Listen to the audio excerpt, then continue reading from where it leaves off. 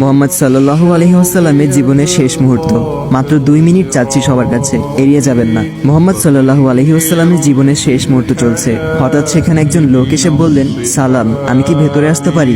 ফাতেমা রাদিয়াল্লাহু তাআলা বললেন, দুঃখিত, আমার পিতা খুবই অসুস্থ।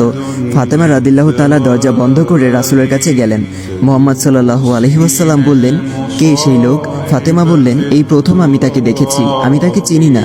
শোনো ফাতেমা, সে হচ্ছে আমাদের এই ছোট্ট জীবনের অবসানকারী ফেরেশতা আজরাইল। এটা শুনে ফাতিমার অবস্থা তখন ক্রন্দরত বোবার মতো হয়ে গিয়েছে। রাসূল সাল্লাল্লাহু আলাইহি ওয়াসাল্লাম বললেন, হে জিব্রাইল, আমার উম্মতের কি হবে? আমার উম্মতের নাজাতের কি হবে?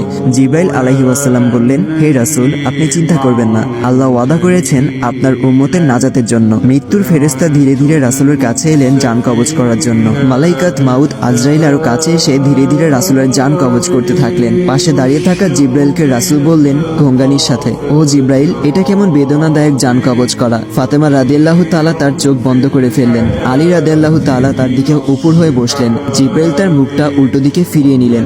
রাসূল সাল্লাল্লাহু আলাইহি ওয়াসাল্লাম বললেন, হে জিব্রাইল, তুমি মুখটা উল্টো দিকে ঘোরালে কেন?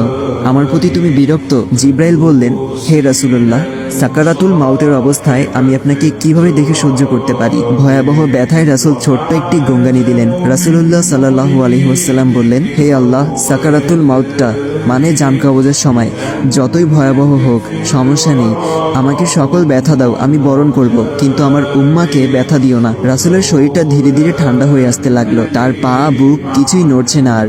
রাসূলের চোখের পানির সাথে তার ঠোঁটটা কম্পিত ছিল। তিনি কিছু বলবেন মনে হয়। আলী রাদিয়াল্লাহু তাআলা তার কানটা রাসূলের মুখের কাছে নিয়ে গেল। রাসূল বললেন, নামাজ কায়েম করো এবং তোমাদের মাঝে থাকা দুর্বলদের যত্ন নাও। রাসূলের ঘরের বাইরে চলছে কান্নার আওয়াজ। সাহাবীরা একজন আরেকজনকে জড়িয়ে ধরে উচ্চস্বরে কান্নারত। আলী রাদিয়াল্লাহু তাআলা আবার তার কানটা রাসূলের মুখের কাছে ধরলো।